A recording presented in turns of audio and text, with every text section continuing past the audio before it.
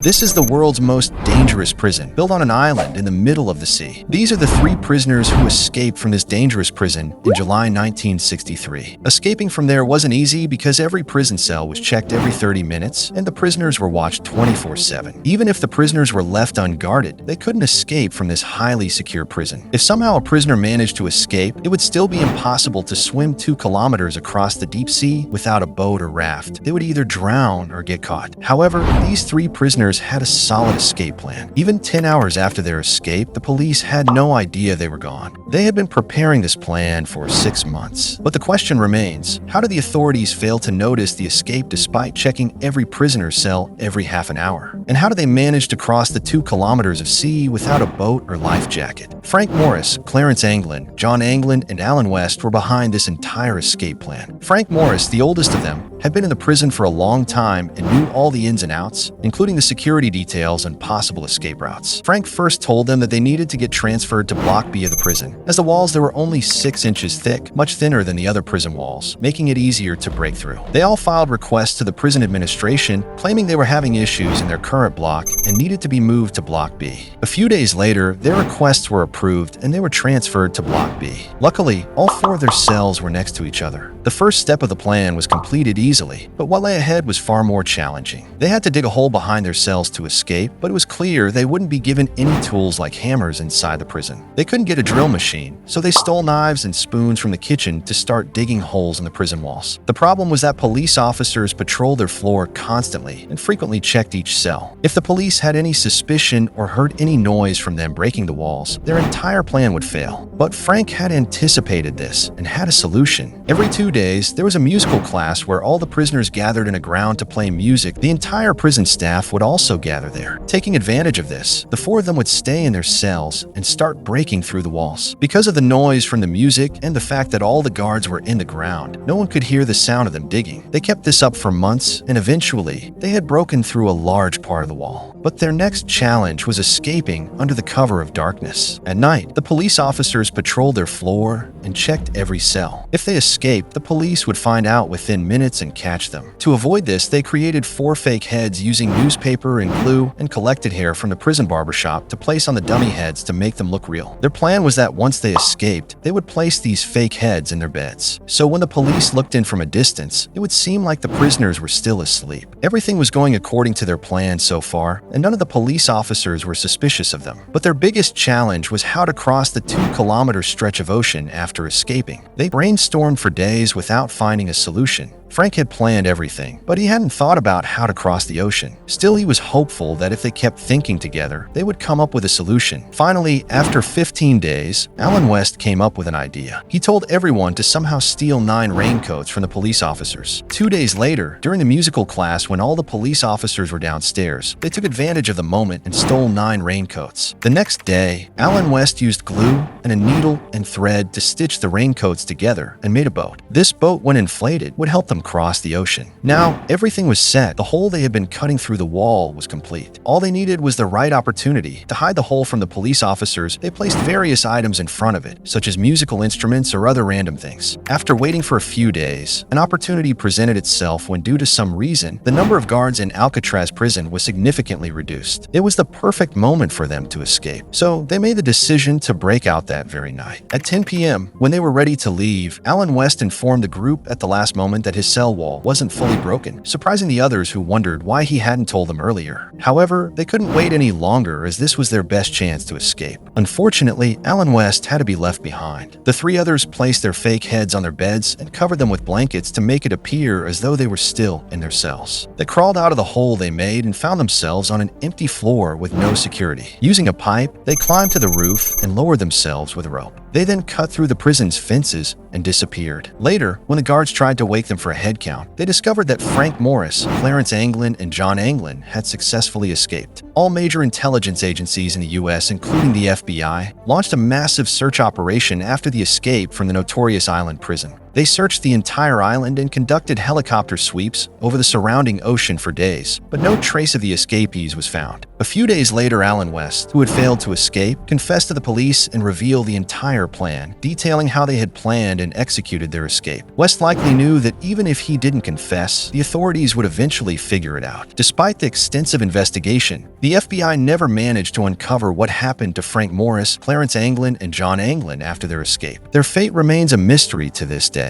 Before I become a mystery to you, be sure to subscribe for more.